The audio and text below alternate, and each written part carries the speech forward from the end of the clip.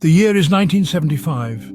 India, the world's largest democracy, is about to face a crisis. The political climate is tense, teetering on the brink of chaos. The JP movement, led by Jayaprakash Narayan, has ignited the flames of dissent, demanding Indira Gandhi's resignation. The unrest is palpable from the bustling streets of Delhi to the quiet corners of rural India. Simultaneously, a verdict is delivered by the Allahabad High Court that shakes the nation to its core.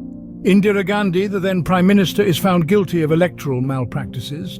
This verdict is a spark to a powder keg, exacerbating the internal unrest within the country. Questions are raised, debates ensue, and the fate of the nation hangs in the balance. Amidst this turmoil, on the night of June 25, 1975, Prime Minister Indira Gandhi would make a decision that would change the course of Indian history. June 25, 1975, a night that would go down in infamy.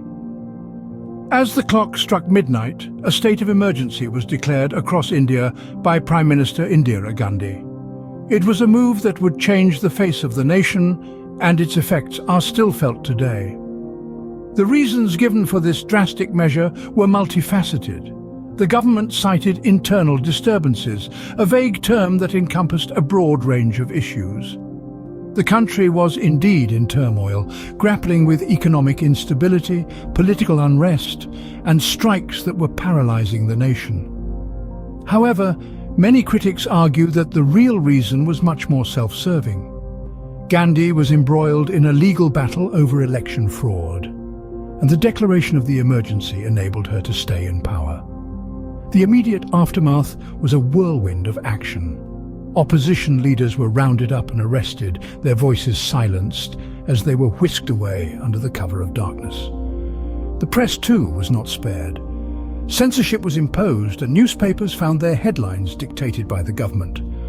The freedom of the press, a pillar of democracy, was effectively snuffed out. In addition to these measures, significant amendments were made to the Indian Constitution, further solidifying the government's control.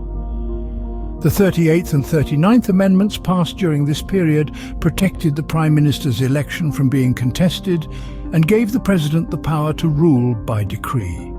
These changes to the Constitution were a clear example of the government's intent to consolidate power and maintain control. The declaration of the emergency was a turning point in India's history. It marked a departure from the democratic principles that the nation was built on, leading to a period of autocratic rule. The arrests of opposition leaders, the censorship of the press, and the amendments to the Constitution all served to create an environment where dissent was not tolerated and power was centralized in the hands of a few. For 21 months, India was effectively a single-party state with civil liberties suspended and democracy on hold. In March of 1977, the emergency was lifted, but its impact was far from over. The end of the emergency signalled a wave of change in India's political landscape. A general election was held soon after, marking a significant turning point.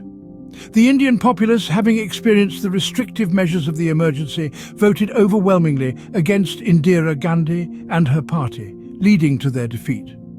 This was a clear message from the people: their democratic rights could not be suppressed.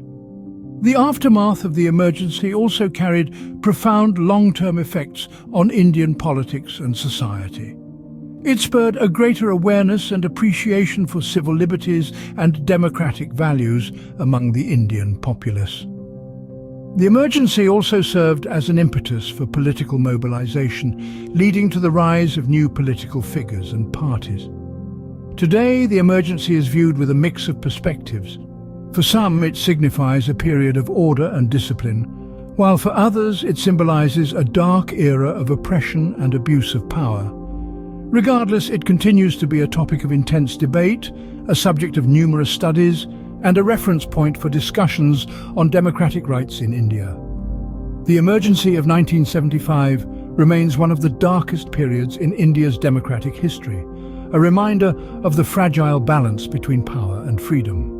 In just 5 minutes, we've journeyed through one of the most tumultuous periods in Indian history. We started with the tense political atmosphere that set the stage for the national emergency of 1975. We then delved into its implementation, witnessing the profound effects it had on India and its people. Finally, we explored the aftermath, observing the lasting legacy it left behind. The emergency of 1975 serves as a stark reminder of the potential dangers of absolute power and the importance of checks and balances in a democratic society.